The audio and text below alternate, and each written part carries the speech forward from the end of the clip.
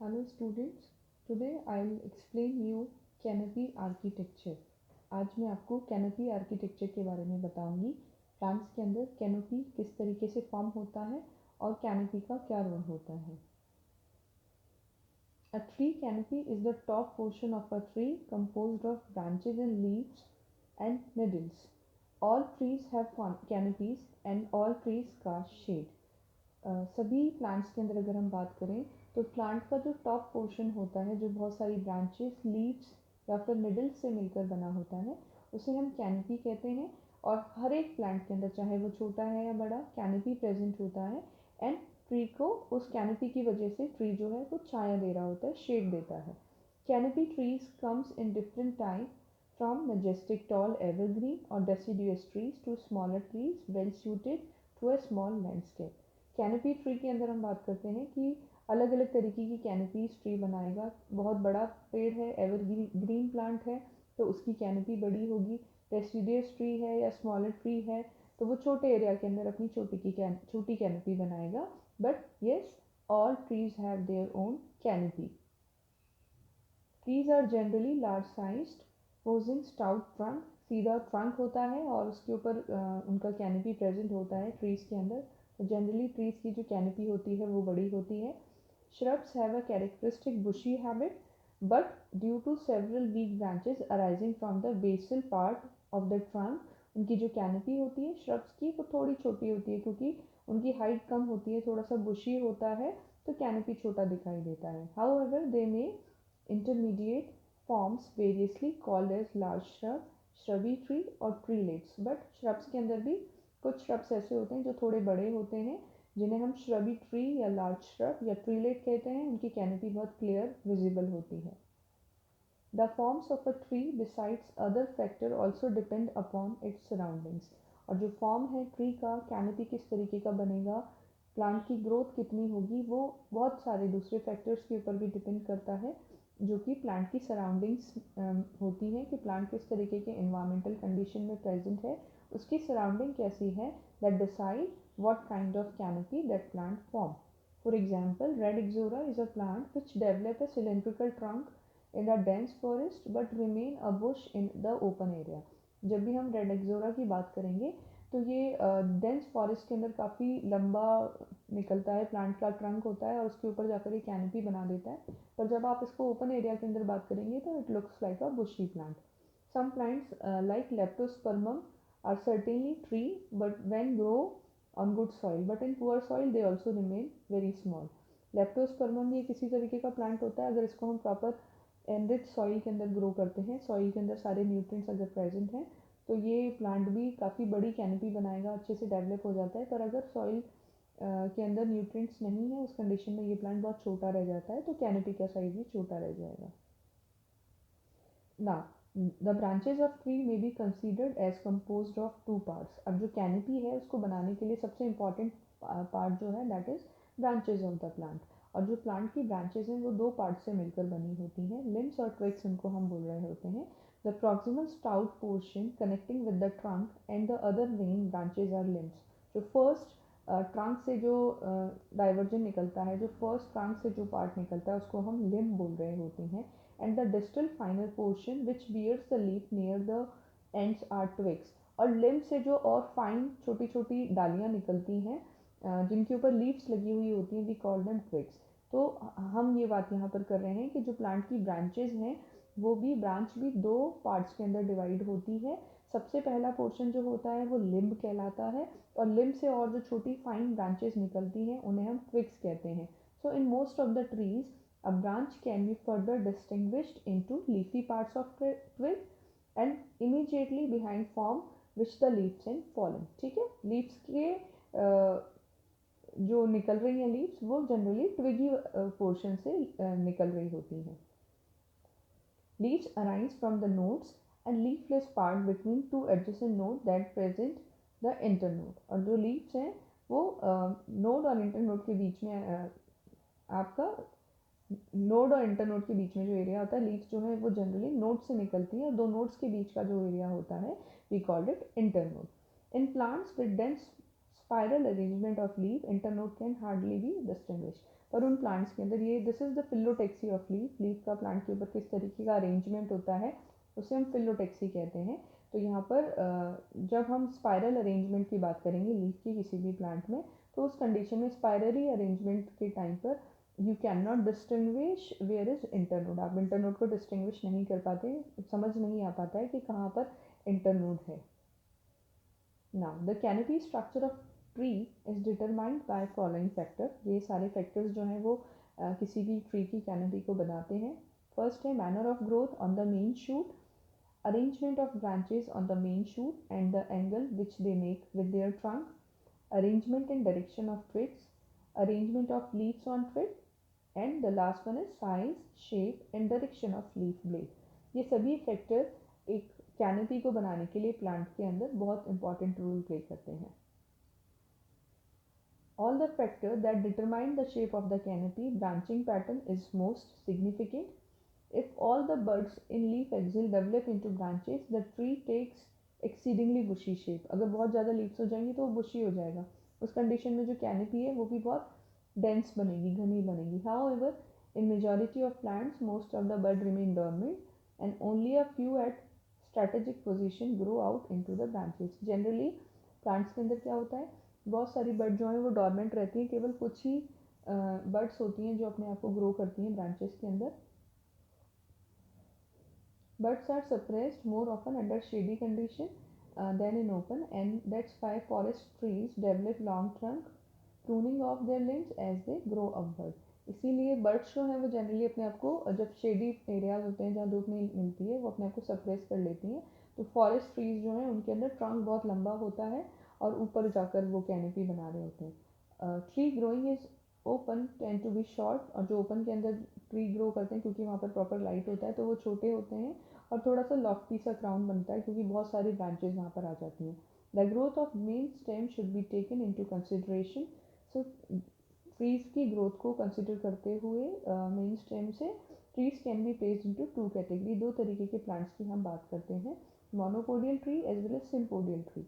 Monopodial tree के अंदर हम बात करेंगे कि main trunk grow vertically upward during the whole life of the plant, पूरा टाइम जो अपवर्ड डायरेक्शन के अंदर ट्रंक है वो ग्रो करता रहता है।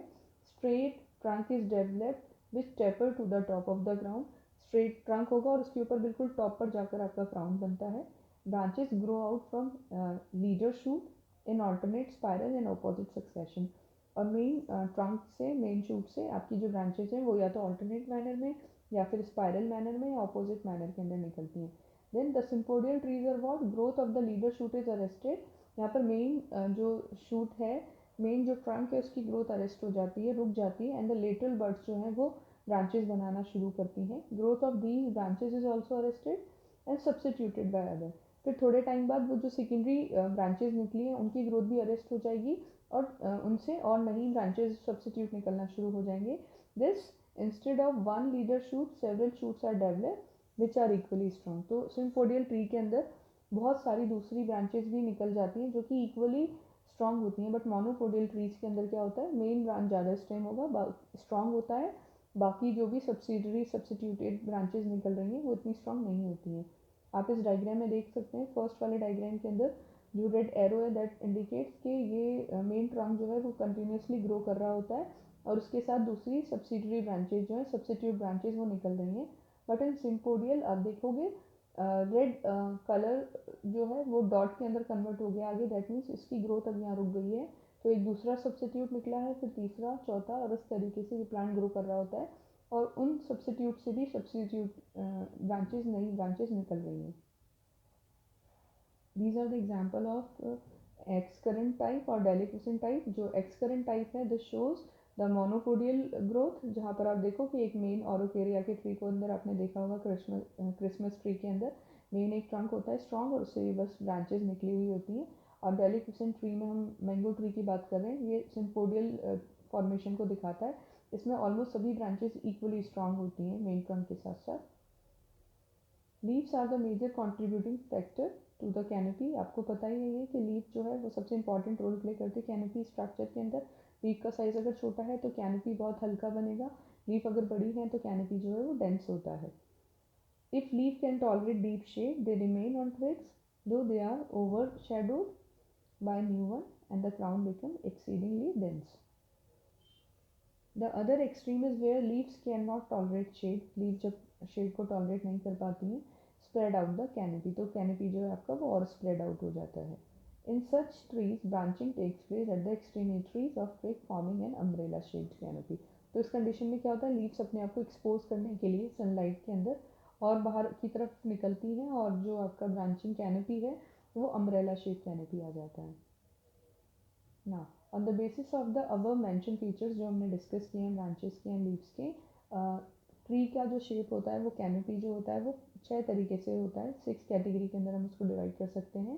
पहला हो गया round and bushy, oblong and cylindrical, umbrella shaped, flat topped, conical, weeping और dropping and pagoda trees. First, round and bushy tree.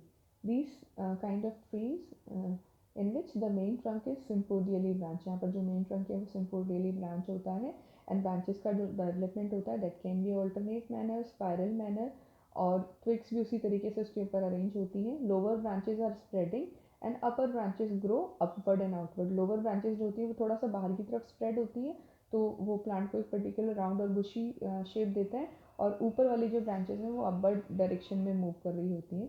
इस टाइप का जो अरेंजमेंट होता है वो लीफ को एटलीस्ट लीव्स जो है इसमें ओवरलैपिंग कंडीशन में प्रेजेंट होती है. इसका एग्जांपल है मैंजिफेरा इंडिका, मैंगो हो गया, सिनामन हो गया. आप इस डायग्राम के अंदर देख सकते हैं बिल्कुल कंप्लीट राउंड शेप इस प्लांट का आपको दिखाई दे रहा है. तो इसका जो कैनोपी बनेगा दैट इज राउंड एंड बुशी, बिल्कुल राउंड बनेगा. Then the second one is oblong and cylindrical tree. These trees are taller then broader. लंबा ज़्यादा होता है, ब्रॉड कम होगा, तो ये टिपिकल सिलेंड्रिकल शेप का हो जाएगा. इसमें ग्रोथ जो है इधर it can be a monopodial growth और it can be a sympodial growth. The main branch grow almost upright and lateral branches are short. इसमें लेटरल ब्रांचेस थोड़ी शॉर्ट होती हैं, बहुत ज़्यादा फैल गई तो वो राउंड शेप दे देंगी एंड जो मेन ब्रांच है वो अपराइट ग्रो कर रहा होता है. थोड़ा सा एक्यूट एंगल बनाती है मेन शूट से branches. Such shape of the tree become oblong और सिलेंड्रिकल, तो ये एक ओब्लॉन्ग सिलेंड्रिकल बना देते हैं. आर्टोकार्पस जैक फ्रूट जो है वो उसका एक बहुत अच्छा एग्जाम्पल है एंड बिग्नोनिया गोल्डन ट्रम्पेट फ्लावर जो है वो भी इसका बहुत अच्छा एग्जाम्पल है. आप यहाँ देख सकते हैं ये पूरा एक ओब्लॉन्ग और सिलेंड्रिकल शेप आपको दिखाई दे रहा है जैक फ्रूट का. Then the third one is umbrella shaped and flat top tree.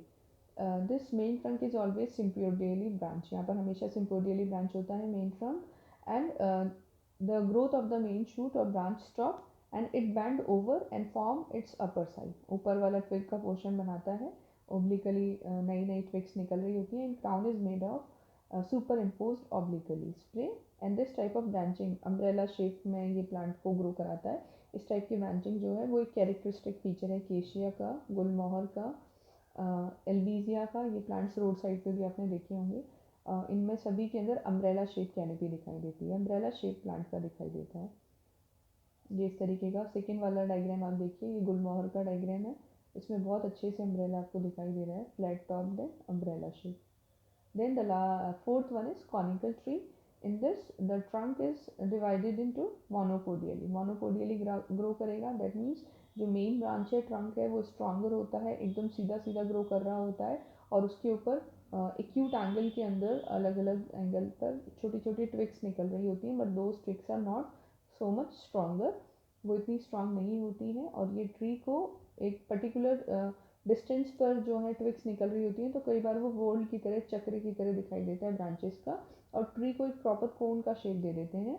Examples में इसमें हम एरोकेरिया की बात कर सकते हैं, क्रिसमस ट्री की, थूजा की हम बात कर सकते हैं जिसको आप विद्या का पेड़ भी बोलते हैं. These are the examples of conical trees.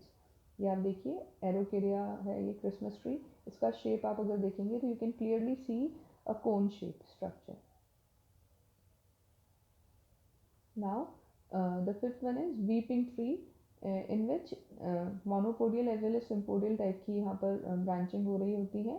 और इसमें क्या होता है बेटा, जो ब्रांचेस होती हैं those are very weaker and droop on the main trunk horizontally, और वो इस तरीके से नीचे की तरफ लटकी हुई लगती हैं एंड इट लुक्स लाइक कि समवन इज वीपिंग. जब आप रो रहे होते हैं तो ड्रॉपलेट्स जो है, ईयर ड्रॉपलेट्स, वो नीचे टीयर्स जो है वो नीचे जा रहे होते हैं, नीचे गिर रहे होते हैं. तो इसी तरीके से इन ट्रीज के अंदर, वीपिंग ट्रीज के अंदर जो ब्रांचेज हैं दोज आर हैंगिंग डाउन, नीचे की तरफ ड्रूप की फॉर्म में, दे आर ड्रूपिंग ब्रांचेस, नीचे की तरफ लटक रही होती है, that's why we call them weeping trees. And the best example of this is salix, acacia, Indian gum जिसको अपन बबूल बोल रहे होते हैं, this is the example of weeping trees. As you can see here जो ब्रांचेज हैं वो बिल्कुल नीचे की तरफ आ रही हैं, ड्रूपिंग टाइप की ब्रांचेज यहाँ दिख रही हैं. Then the next one is pagoda tree. These trees are having open crown and branching set in the tiers of the straight trunk. बिल्कुल ब्रांचेस जो है यहाँ पर वो एकदम टीयर्स की तरह होती हैं, जैसे कि पगोड़ा टेम्पल्स होते हैं. नेपाल में आपने देखा होगा जो बिल्डिंग्स होती हैं टेम्पल्स का जो शेप होता है वो पगोड़ा शेप होता है, टीयर्स के अंदर वहाँ पर अरेंजमेंट होता है. इसी तरीके से यहाँ पर भी अरेंजमेंट जो है वो टीयर्स के अंदर, चक्रों में टीयर्स के अंदर इसका अरेंजमेंट होता है ट्रंक का, और वो पूरा बोर्ड लाइक अपीयरेंस देता है. As the growth of the branch slackens, it turns up at the end and just from a point of its bending a branch arise that grow out another twig. A pagoda shape is very distinguished. Plant जब young होगा तो वो बहुत clearly दिखता है, but जब old हो जाता है तो branches grow outward, they sag at their ends and successive tier tends to collapse, एक दूसरे के साथ collapse हो जाते हैं. तो बड़े plant के अंदर वो proper pagoda नहीं दिखता, but when plants are in younger stage you can clearly see the phases, the pagoda of in that particular plant. These are the example. और इसका बहुत अच्छा एग्जाम्पल है एल्स्ट्रोनिया, जिसको हम सप्तपर्ण भी बोलते हैं, जो कि रोड साइड पे प्रेजेंट होता है. उस प्लांट के अंदर जो अरेंजमेंट है that is in pagoda type. Thank you. This is all about canopy architecture. I hope आप लोगों को सभी को ही पता चल गया होगा कि प्लांट्स के अंदर कैनोपी क्या होता है, कैनोपी का क्या रोल है, और कैनोपी किस तरीके से बनती है. प्लांट्स के शेप के बेसिस पर अलग अलग शेप की हमने बात करी, 6 टाइप्स की हमने बात करी. उन शेप्स के आधार पर प्लांट्स की कैनोपी जो है वो बनती है, डिसाइड होती है. Thank you.